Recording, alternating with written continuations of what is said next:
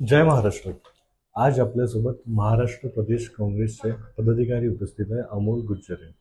आम्ही त्यांना महाराष्ट्र विधानसभा निवडणूक जे येत्या 20 नोव्हेंबरला मतदान होत आहे त्या विषयावरती काँग्रेसची भूमिका या निवडणुकीमध्ये काय आहे आणि भरपूरसे मुद्दे उपस्थित आहे. आता त्या विषयावर तुमच्याशी चर्चा करू. नमस्कार. नमस्कार.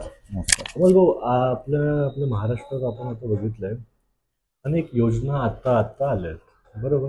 आणि त्या व्यतिरिक्त यांनी काँग्रेसला एक भरपूर एक निगेटिव्ह इफेक्ट होत आहे. म्हणजे लोकांच्या उत्साह आणि लोकांच्या एक आकर्षण भाजप महायुती सरकार प्रति जास्त आहे. यावर काँग्रेसची भूमिका काय आणि काँग्रेसची काय आपले उपाययोजना म्हणजे काय ते समोर करणार आहे? नाही, याच्यामध्ये तुम्हाला मी सांगू इच्छितो की लोकांचं बिलकुल पण आकर्षण भाजप सेना युतीबद्दल नाही आहे. याचं एक लेटेस्ट उदाहरण तुम्हाला दिसेलच. 6 महिन्या अगोदर झालेल्या लोकसभा निवडणुकीमध्ये काँग्रेसने आणि मित्रपक्षांनी जी उंच भरारी घेतलेली आहे त्यामुळे लोकांचा पूर्ण झुकाव हा काँग्रेस, शिवसेना, उभाटा आणि शरद पवार यांच्या महाविकास आघाडीकडे आहे असं दिसून येत आहे. पण महाराष्ट्रामध्ये आत्ता जे नवीन योजना लागू झाली, लाडकी बहीण योजना, त्याच्या अंतर्गत महिलांना प्रतिमाह 1,500 रुपये भेटते. आतापर्यंत त्यांना 7,500 भेटले निवडणुकीपूर्वी. तर त्यांनी महिलांमध्ये एक वेगळा आक्रोश आहे की एवढे सरकार काँग्रेसची एवढे राज्य केलं काँग्रेसने एवढ्या वर्ष, त्यांनी लुटाचे काम केलं, पैसा मिळाला नाही, असं लोकांचा एक संभ्रम आहे. आता त्यांना मिळतोय. तर भरपूरसे काँग्रेसचे लोक असे बोलताय, म्हणाले की ही योजना आम्ही बंद करू सत्तेत आले तर, असे भरपूर देशामध्ये मी लाडली बहीण योजनेचं मी स्वागत करतोय. महिलांना, बायांना, आईंना, बहिणींना त्याच्यामध्ये थोडा दिलासा मिळालेला आहे. सणासुदीला त्यांचा सण दिवाळी चांगली झाली, साजरी झाली, त्याच्याकरता मी शिंदे साहेबांचा आभारच व्यक्त करतो. पण याच्या मागची जी कहाणी आहे ती जरा डिफरंट आहे. बघा, तुम्ही जसं मला विचारलं आता की लोकांमध्ये आक्रोश आहे. लोकांमध्ये आक्रोश हा पण आहे की पहिले सिलेंडर 400 रुपयाचं होतं, आता 900 रुपयाचं झालेलं आहे. बरोबर.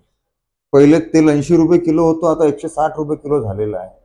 पहिले डाळ 60 रुपये किलो होती, आता 160 रुपये किलो झाली आहे, 200 रुपये किलो झाली आहे. कोणताच तांदूळ जो आहे चांगला खाणारा हा 50 रुपयाच्या खालती नाही आहे. कोणताच गहू हा 25 रुपयाच्या खालती नाही आहे. तर काय झालेलं आहे मी तुम्हाला सांगू इच्छितो.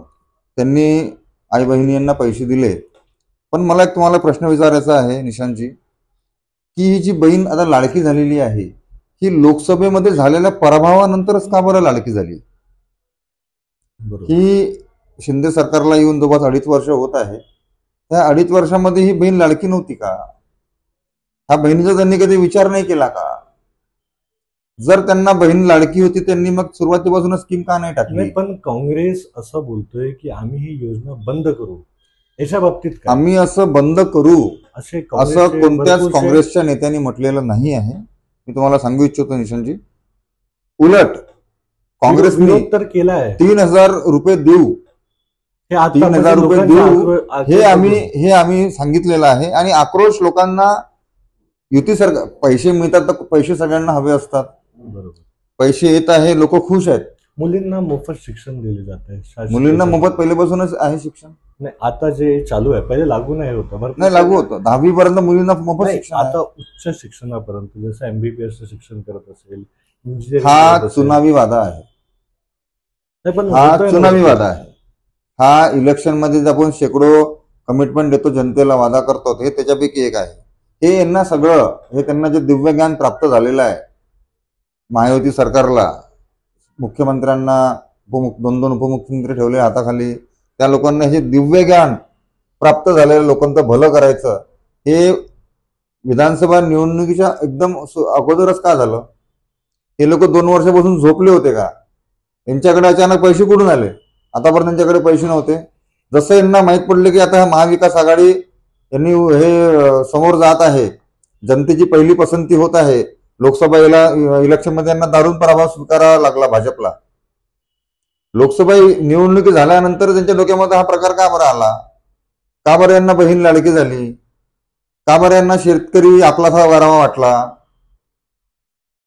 हे सगळे जे आहे चुनावी स्टंट आहेत भाजपचे, आणि याच्यामध्ये हे लोक एकदम माहिर आहेत भाजप. तर काँग्रेसचे या, कारण की तुम्हाला सांगू इच्छितो मी, यांनी फक्त जनतेची दिशाभूल आणि फसवणूक केलेली आहे.